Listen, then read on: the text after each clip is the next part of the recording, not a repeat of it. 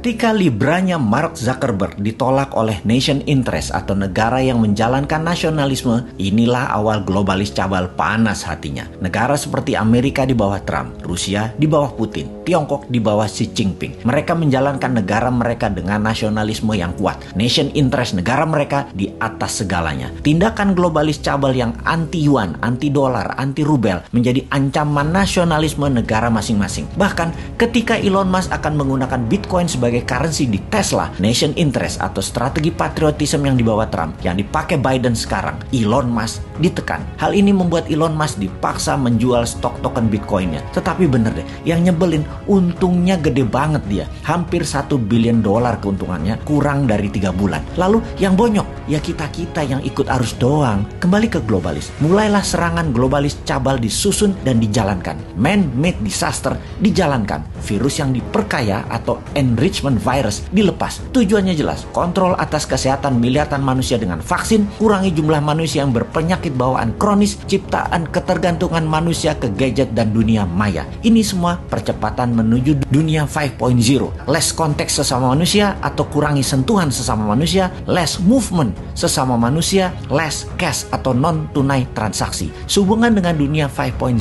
tersebut, kita buktikan misalnya dengan mereview daftar dunia retail dan fashion yang sudah bertumbangan di dunia dan juga di Indonesia. Retail raksasa seperti Matahari, Lotus, Debenham, Tanah Abang, dan terakhir Giant akhirnya ambyar satu persatu tokonya, juga cabang-cabang bank. Namun dunia ini selalu dua sisi melihatnya. Dan perlu diingatkan adalah pasar itu selalu sama bahkan membesar. Terutama pasar kebutuhan pokok. Jumlah manusia masih sama, kebutuhan dasarnya masih sama. Jumlah manusia masih sama, kebutuhan dasarnya masih sama. Jadi kalau retail raksasa bertumbangan, maka pasarnya pivot atau bergeser. Bergeser kemana? Bergeser ke online. Dan yang punya online adalah globalis. Jadi wajar yang besar bertumbangan. Terjadi pergeseran dari kasta Brahmana yang selama ini mereka berkuasa mungkin sekitar 50 tahunan terakhir. Sekarang angin berbalik. Pemain-pemain kecil berbasis online adalah senjata globalis memakai pasukan lebah yang penuh agresivitas menyerang retail besar. Terlihat menguntungkan kaum sudra yang kasta terbawah. Namun mereka kaum sudra ini akan bergantung pada online selamanya. Inilah yang dimaui globalis cabal. Kita ulangi sekali lagi, tujuan globalis cabal jelas, kontrol atas kesehatan miliaran manusia dengan vaksin,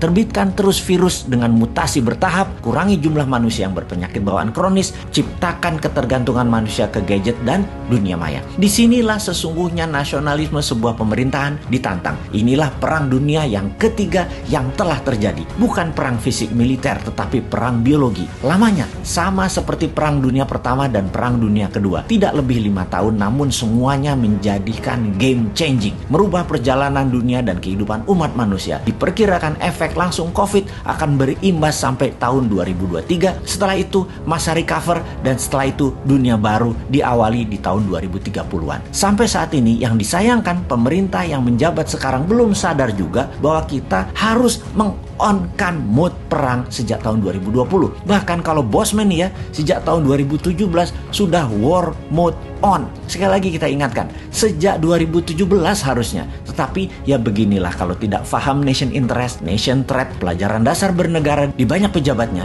ngertinya hanya berpolitik dalam negeri, bagaimana ambil jabatan. Rasanya kalau dipikir-pikir dalam 4 tahun ini sudah diperlihatkan cara bernegara yang berbasis hutang, berbasis impor, dan sumber luar negeri. Tindakan ini semua hanya untuk asal hidup saja dalam tanda petik. Sungguh bisa gagal total kalau mengandalkan hutang dari luar, vaksin dari luar, investasi dari luar. Kok sulit banget sih? Kok sulit banget mengingatkan betapa kerasnya kepala banyak pejabat yang sudah tidak paham bernegara, galak lagi. Secara bernegara harusnya sudah pivot, bergeser cara bernegaranya. Bukan tujuan bernegaranya yang digeser, tapi cara bernegaranya yang digeser. Demikian juga kepada masyarakat harus dikasih tahu kemana geseran ke mereka ke depannya. Ini pemerintah harus care, harus mengayomi. Di Republik Sontoloyo, di negara kita punya 2 senjata melawan globalis. Sejak tahun 2018, kita punya perusahaan urun dana Santara dan gold payout system di Naran. Yang satu melawan cashless-nya sistem globalis, yang satu melawan elitis kapitalis. Sayangnya, Republik Sontoloyo penduduknya atau membernya